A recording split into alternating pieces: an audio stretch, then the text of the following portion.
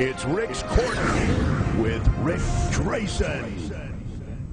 All of a sudden, here come three more. Right. Three more guys again, Yeah. almost like the same guys that left with the same M.O. Want to get a job, get a girlfriend, want to be an actor. Same thing, right. And then they'd filter out and go back, and it would just be an ongoing thing, which I don't think happens too much anymore with the economy the way it is. You know. No, and also, you know, I don't think the beach has that draw anymore with all the negativity about the sun. Yeah. Over the last, let's say, 15, 20 years. Because there was no negativity back in our day, if you know, very little. No, because we didn't care. We're two walking skin cancer survivors. You know, pretty much. Right? But we did it. I mean, Jack, there wasn't a day that went by that you weren't flat in the sun on the beach. Oh, no, it was, in fact, someday, how many hours did you do? I did 4, I did 6. Yeah, that was your whole day. And the funny thing is, you know what's amazing? That we didn't lose energy from it. No. You know, a lot of people, if they come out from the East Coast, they lay on the beach, they're dead. They're finished for the day. We used to go and wrestle at night. Yeah. Go 15, 20 minutes, wrestling match, 30 minutes, it didn't matter. And be sunburned. Yeah, and also ran in the day also. That's right. Everything, yeah. And people would say, what about your job? Well, that's our job. We don't have to go punch 8 to 5. Those people were all white and blubbery.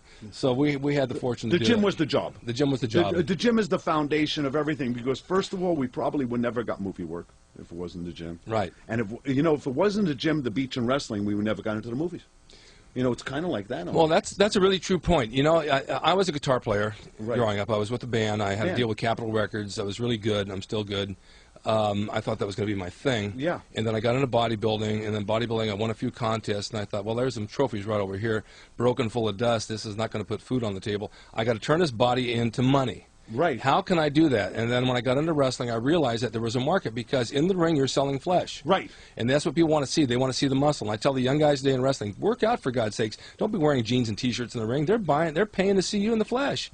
It's just what it's about. So the muscles actually made money because you turn it into wrestling, and then wrestling you're seeing on TV. Exactly. Here we were seeing on Channel 13, Channel 5, and producers and directors and people who do commercials watch that, and they say, oh, my God, I could use Rick Drayson. I could use Jack Armstrong for a film. And all of a sudden you get a call from your agent. You were seen on TV. They want to talk to you. Exactly. And that's what it was. And that's what it was. Next thing I know, we're doing a movie. Or we're doing a commercial. And then one commercial, if you get $800 for the day for SAG, ends up being $4,000 for the year in residuals. Right, because or it keeps coming. It keeps coming every time they run it. And then they'll reel it again. So you do 4 or 5 commercials a year, you're making some money. Yeah. And then you're wrestling at night on top of it. So you can turn the muscles into money if you do it properly. Right. Now, today, when they ask for a bodybuilder, they're asking to go, I won't even go out anymore. They ask for a guy, the 300-pounders are going out, and there's no way you're going to compete with that. No, it's a different world. And 9 times out of 10, that's not even what they want. Yeah. They'll scratch that, and they'll take a guy 190, ripped, and they say, okay, that's the guy we want. Right. It's like Hercules. They got a guy without big muscles to play Hercules. Remember Right. Kevin Sorbo? That's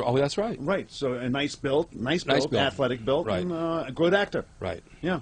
So that's the way it works now. Yeah, I mean, the bodies have really changed throughout the No, years. Victor Mature played Samson without muscle. He had no muscle. No. But he was a believable strongman. Yeah. And an actor. And Charlton Heston. Charlton Heston, too. Right. Yeah. So it's just it's gone beyond with the bodybuilding today.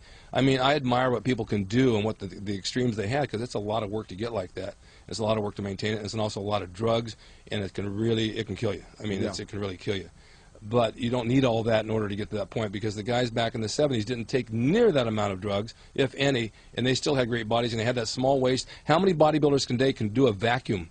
Most people don't know what a vacuum is. No, in fact, they don't even know whether the guy has a rib cage or not. That's right. Yeah. The vacuum is sucking your stomach in and showing your rib cage and having abs and having your waist be about 27 inches around. Right. And people, because of the drugs, their stomachs get distended and they can't do it.